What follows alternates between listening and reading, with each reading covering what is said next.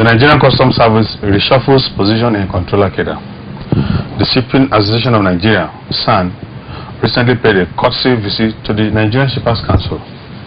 Freight forwarders react to incessant arrest of agents by the men of Nigerian Federal Operations Unit of Nigerian Customs Service. Murtala Mohammed Command of Nigerian Customs Service recently conducted a 3-day training for stakeholders, and it also intercepted and arrested 14 persons for currency trafficking in the year 2012. Welcome to your favorite program, Portgist and Event on TV, your weekly topic where we give you news in the maritime industry, aviation sector as well as the land border. My name is Afani Tokari Collins. Stay tuned.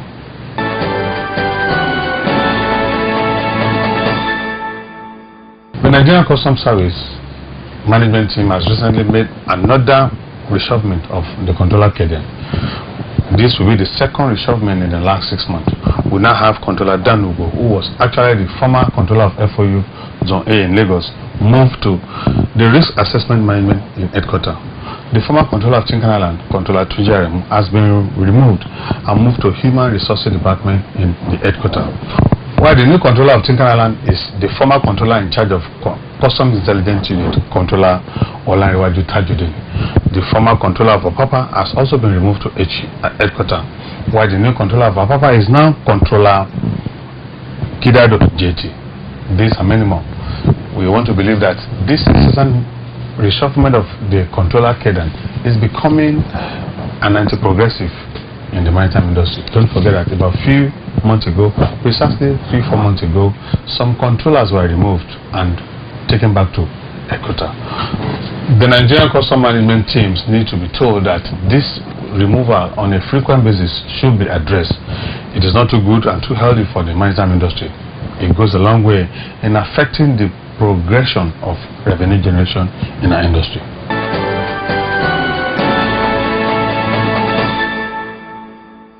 The Nigerian Shipping Association of Nigeria, called SAN, paid a courtesy call to the acting Executive Secretary of the Nigerian Shippers Council, Malam Bello Hassan. Speaking during the courtesy visit was the chairman of the association, Mr. Valo Sifo. So whoever government decides to drive the single window, we will partner with them, we'll key in, and this is very necessary.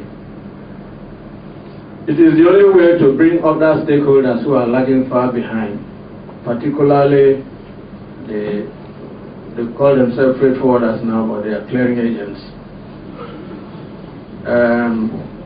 Many of them go to cyber cafe, and even in these cyber cafes, you know, customs have problems. Recently, the CGC arrested some people over cyber crime. So there is still a lot of work to do. But if all of us believe in electronic commerce, which is the norm in the whole world now, it will do so many things. We are talking of charges, increases charges, the ports are expensive. If we can reduce the dwell time of cargo in the ports to at least 7 days, or even 7 days, because presently it's about 20-25 days, just coming down slowly. If we can bring it down, costs will come down by at least 75%. All costs.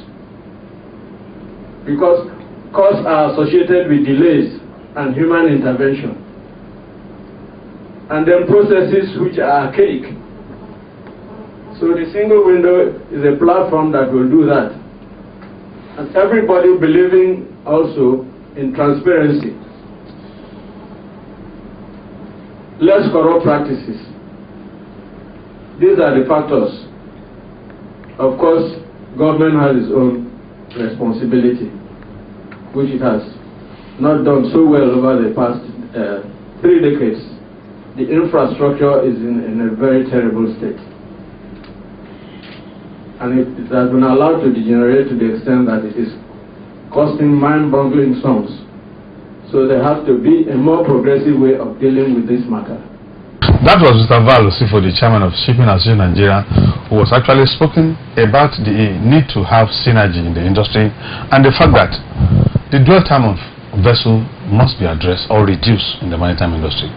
The acting executive secretary of Shippers Council, Malam Bello Hassan, said that many international conventions need to be domesticated, particularly as regards to carriage of goods in and out of Nigerian seaports.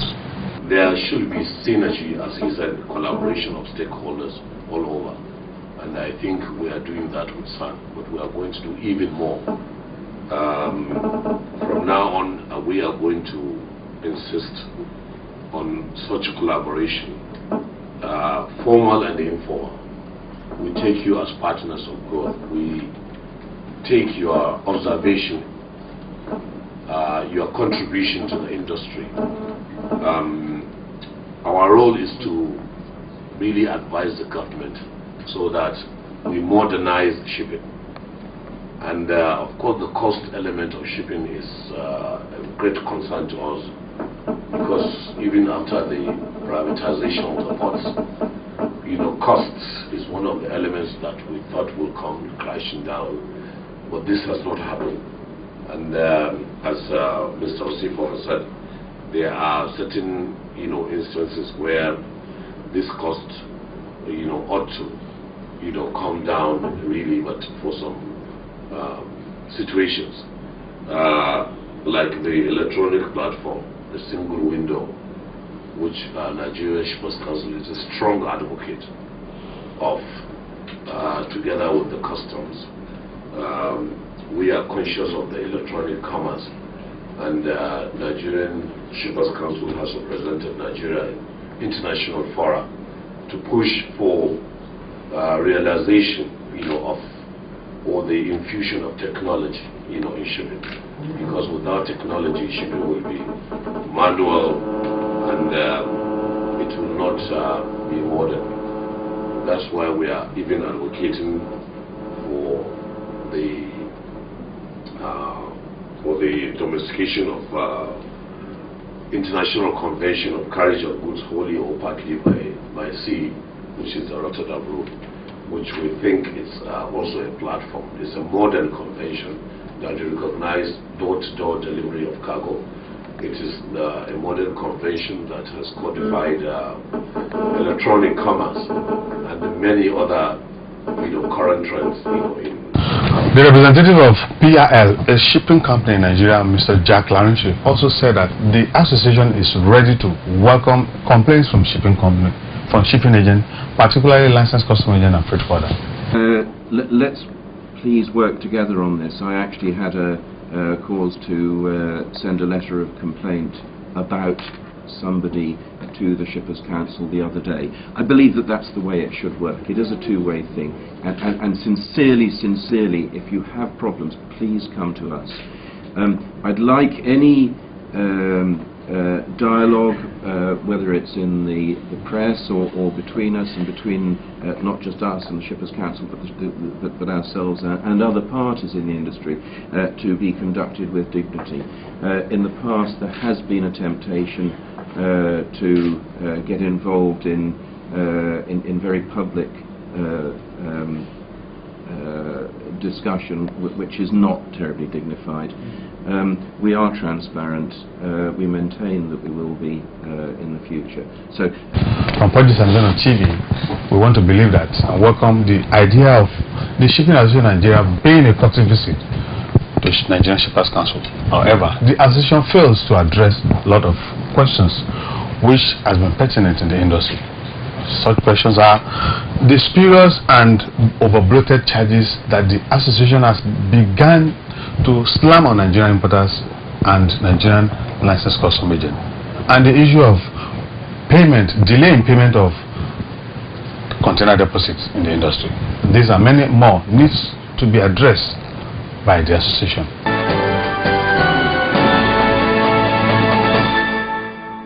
The Nigerian Customs Service Muritala Mohammed International Airport Command recently had a 3-day working training for stakeholders in the industry. The training cut across licensed custom agents, terminal operators, and every stakeholders in the industry. The training will go a long way in assisting and boosting the revenue generation of the command. Speaking during the occasion was the controller in charge of Muritala Mohammed Command, Controller Epo Ebike. AGK, who believe that every airline must report the arrival of their aircraft 24 hours before the actual aircraft landed in Nigeria, as stated in the Customs and Excise Management Act. And also believe that in an ideal situation, if this is done, it goes a long way in reducing the demurrage that are being paid by licensed customs agents.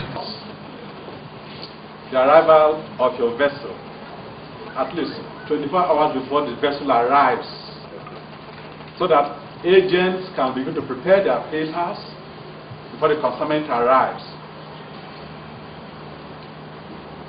24 hours before arrival, we would have had all the arrangements. We know what is coming, also know what is not coming. So manifest supposed to have been ready, and then you send online. It will hit our server, and so as soon as the agent comes, then they start processing these documents. Not when the cargo arrives. In fact, at times even 2-3 days, no manifest. And that means demurrage for the poor importer. And also that on your airway bill, you don't write as agreed. You tell us exactly what the person paid. Because duty is computed in terms of the cost of the cargo, the insurance, and the freight. So if you hide the freight from us, it means we're not able to calculate correct duty for the person. And so we expect, like was notified by now, that we're also supposed to include for us how much you charge the person. Let me also quickly give you a rundown of cargo that was handled here last year. We will note that in 2011, there was more cargo into the airports than in 2012. But even at that, we still had more revenue in 2012 than in 2011. And that was because of the insistence of our assistants on the due process, and that every cargo, every airway bill must be accounted for. Let's also quickly give you a rundown of the number of declarations that were made compared to 2011. In January 2011, we had 1,847 declarations, but in 2012, still January, we are 1,420. By February 2011, it was 1,642, but by 2011, it rose to 2,033. Mark you, we came in January, and by February, the number of declarations increased. And so for March, it increased with 444 declarations. In April, it increased with 642 declarations. In May, it shot up to 3,278 declarations increase. And then in June, 2,498 declarations. Then in July, 1,821, and in August, 1,700, September 1,700, and in October 2,000, and in November 1,020, December, I don't know December it was here, but December was so much, because even revenue for December was the best so far for the command. Now you will see that our insistence on every bill being accounted for, and of course increased the revenue base, because all of those leakages, stealing of cargo, was minimized to the best of our abilities. And For currency, Controller AGK Epuwe, speaking during a press briefing, also said that although there are many cargoes in the year 2011 than 2012, the command was still able to surpass its target in 2012 compared to what happened in the year 2011. This was made known in the number of declarations which were made in the year 2012. It's against the correspondence year of 2011. He also spoke that about 14 persons were arrested for various offenses ranging from currency trafficking, and that about over $12 million were actually recovered and handed over to the Economic and Financial Crime Commission, EFCC. And for currency interceptions at the airports, we had a total of 14 interceptions. Amounting to $12,176,337 was intercepted from 14 different persons, and all of these were handed over to the EFCC. I'm sure the PRO will further brief you on what happened last night. Somebody was intercepted with. We spoke to two of the trainers, Deputy Controller Seidu Galadima and Assistant Controller Chike Epuwe, who spoke extensively on the needs and importance of the training, and also some of the trainee, Mr. Brown Emunike, and the Association of Nigerian Licensed Customs Agent Chairman, Mr. Aloy Ize, who actually appreciate Nigerian Customs Service for this training. Of this airport command. Believe me, 90% of people here have no business being here. So our target is to bring on board the genuine traders and passenger airline operators, all the major stakeholders here. And because by educating them to know our procedure, our codes, it will be easier for both of us to do business together. Because it is cheaper to do compliance. And within 3 days, these 3 days, we want to pick on the main areas in custom procedures, documentation. And that's why we are starting the course with change management. Because worldwide today, and NCS in particular, we increase our automation and simplification of procedure. But unless we bring them on board and educate them, they may not know what is expected of them. So, how do you feel after this workshop? I'm very optimistic that they have this innate desire to learn and to change and to key into the CGC's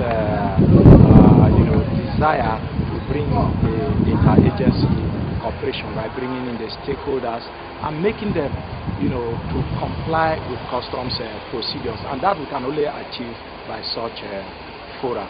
You taught the class about import procedure. What areas were you having kind of more contribution from the stakeholders? All right. In the course of import procedures, they were enthusiastic to know how remittances, because import generally is bringing in goods from foreign, and they wanted to know how there will be exchange, that is how their payments will be made, how there will be remittances from Nigeria to their foreign suppliers. Going on to the seminar for the agents, a kind of refreshment in the ongoing sanitization of customs clearance procedure in the ports. Like the impact is having on an agent, like the new introduction of PAR, though not taking effect for now, and other clearance procedures to Ascoda++, plus other issues concerning SEMA. Intimating the agents on the procedure, conduct, ethics, and discipline in clearance process. We don't ask for something more than this because this is the name of God in this chapter. We've not seen something like this from the inception of this command. I don't think we are saying this. And that is why, from the depths of my heart, on behalf of my association, the Association of Nigerian Licensed Customs Agents, we want to thank you. We want to thank you and your management team for initiating this wonderful course. I must say that it is highly inspiring, very educative. In fact, I never knew officers can be great lecturers like this. The world has indeed become a commercial global village. Nigeria, the West Coast and South Africa have become every shipper's destinations of delight. To meet this growing need, we present the CFAX Group of Companies, a maritime one-stop shop with subsidiaries on the West Coast, London and Texas, USA. With our well-trained and courteous staff, high-tech cranes, stevedoring services, haulage trucks with mileage across Nigeria and abroad, and our utility bonded terminals, we are indeed Nigeria's leading cargo handlers. CFAX Group of Companies, our team work with innovation. It was a worthwhile educative seminar.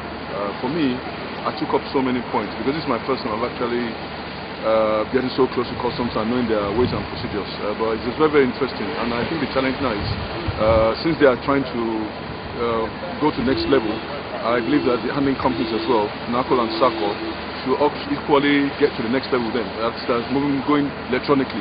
The PAR, it's something that we would like to eventually hook on as well to ensure that there's facilitation of trade, you know, so that the handling companies as well can actually move along the same direction.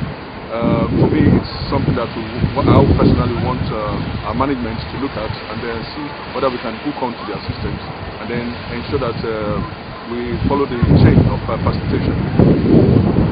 Thank you so much. What's your name, sir? My name is Femi Oriemi. I'm the head of cargo services. The Skyway Aviation Handling Company Limited, a member of the CFAX Group, is a reputable aviation handling company that provides a well-structured, value-added, customer-friendly passenger handling services. We offer first-class ramp handling services. Our cargo handling services is famed for an impressive record of consistent efficiency as tons of freight are handled daily with operational ease. Other services include aviation security, baggage reconciliation to ensure safety of passengers' baggage. We also operate charter flight operations. At the Skyway Aviation Handling Company Limited, SACOR, we make a lasting and favorable impression on passengers and invariably our clients.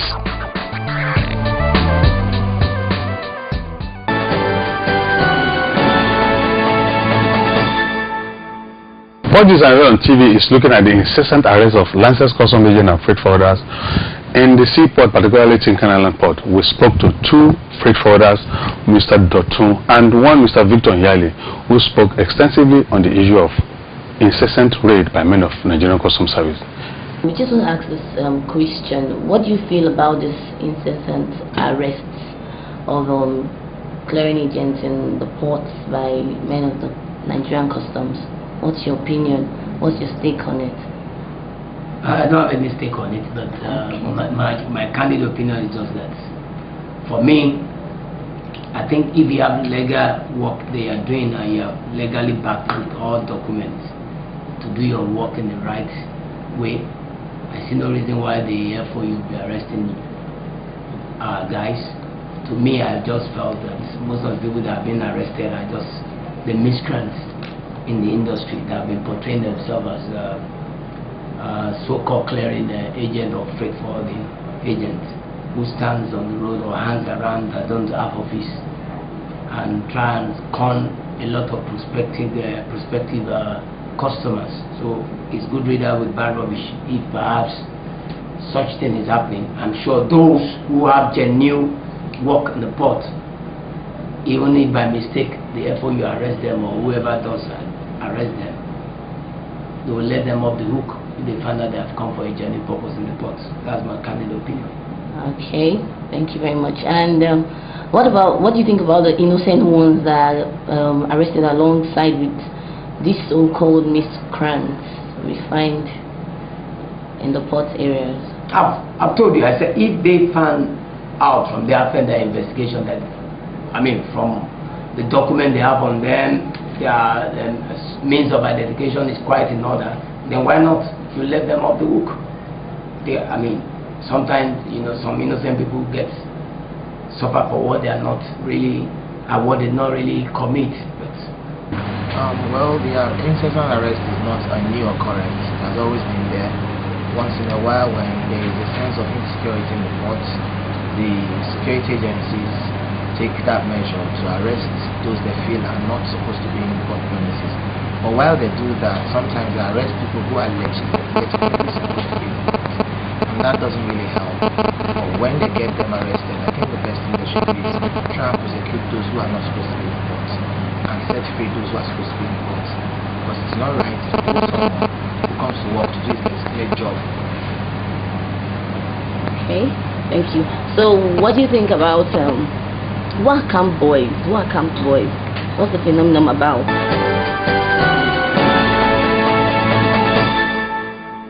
Yeah, those are licensed customs agents speaking on the incessant arrest in the seaport.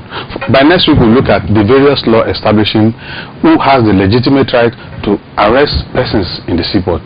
We have an Elembe Act by Nigerian Port Authority, which is an act established and authorizing Nigerian ports to arrest persons in the area of the seaport. We also have the Custom and Excise Management Act that spoke excessively of who should be where in the seaport. By next week, we'll give you this law. This is how we can go on to this episode of Portgist and Event on TV. Don't forget that you can partner with us on this program. You can also advertise your program on this program, Portgist and Event on TV. Until next week, bye-bye.